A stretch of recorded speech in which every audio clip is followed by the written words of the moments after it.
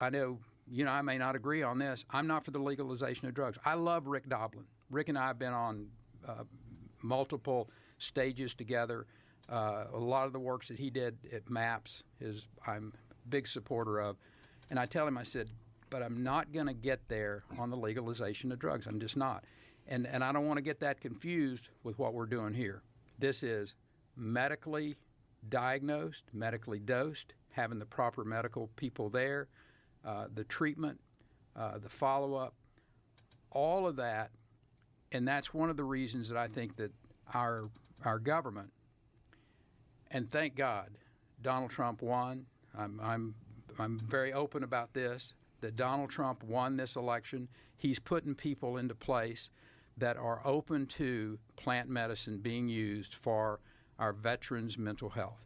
And so I know I've covered a pretty broad piece of landscape in all of that I've just talked about, but that's how I got here. Over a 17-year period of time, I went from an absolute, don't even talk to me about these drugs, to being the Johnny Appleseed of Ibogaine today, where, my wife probably gets tired of going places with me, and the next thing she knows, I'm talking to somebody about plant-based medicine and what I've seen and why we as society need to be really pushing this, talking to our congressmen, talking to our senators, talking to the people that are decision makers and the private sector, educating the public about this so that they know that there is help out there.